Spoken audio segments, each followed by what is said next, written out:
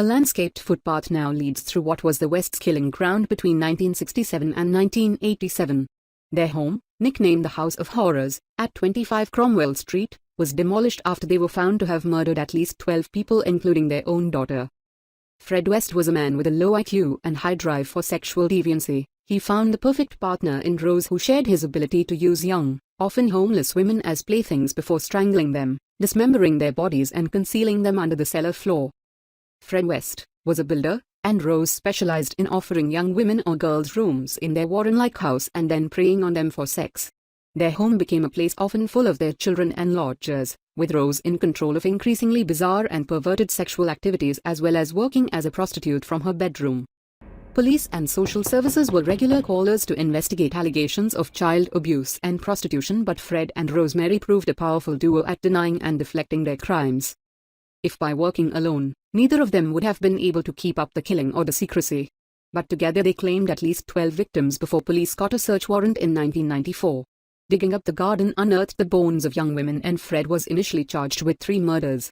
The search later revealed another 9 sets of bones were dug up and the charge sheet elongated to record lengths.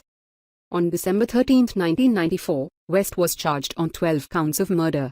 He hanged himself in his cell while awaiting trial. Rose went on trial on October 3, 1995. The jury unanimously found her guilty on 10 separate counts of murder on November 22, 1995. She was later sentenced to life in prison without parole.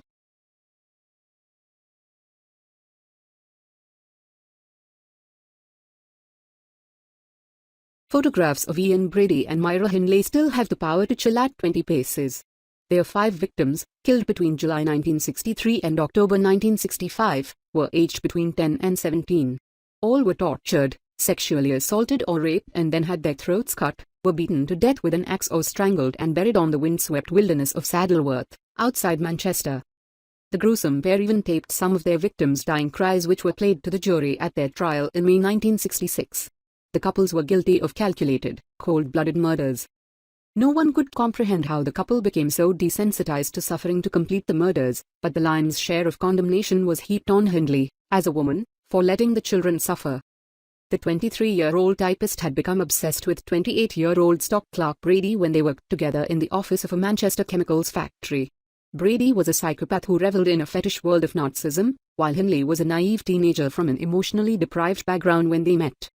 She was more than a submissive accomplice, though, taking an active part in the abduction and torture of the children. Research has suggested she too had psychopathic traits. The couple became skilled at abducting children off the streets of Manchester, with Brady riding his motorbike scouting for targets and flashing his lights to indicate victims to Hindley, who followed behind in a car and picked them up. Hindley died aged 60 in a Suffolk hospital from a chest infection after suffering a heart attack at High Point Prison in November 2002. She remains an icon of evil. Brady, now 76, is in frail health at Ashworth Hospital, Merseyside. Last year he lost a legal bid to be allowed to starve himself to death. The body of one of his victims, 12-year-old Keith Bennett, who went missing in 1964, has never been found.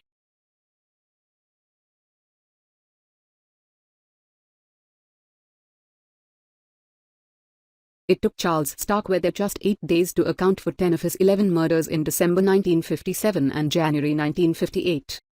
The 19-year-old and his 14-year-old girlfriend Carol Ann Fugate roamed across Nebraska, killing and fueled by rage.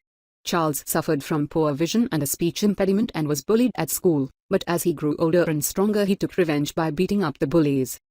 During a bungled raid he killed a garage attendant. He also killed the parent of his girlfriend when they tried to stop him from seeing her. He shot them and strangled their 2-year-old daughter.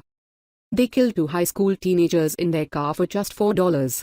Fugate claimed she had been held hostage by her heavily armed boyfriend, but the jury discounted her story of being forced into the crimes and she became the youngest person to be tried for first-degree murder. She was sentenced to life while Starkweather got the death penalty.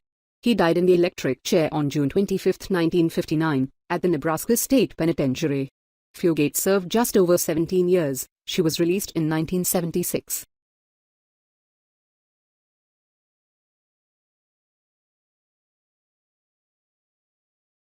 The ruthless pair of serial killers ran a 6-year reign of terror in Russia, claiming at least 30 victims before being caught last year.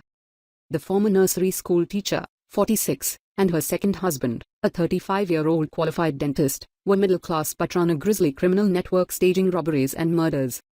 Their 17-year-old daughter was an integral part of the family gang that viewed killing as part of their daily work, robbing houses and hijacking cars.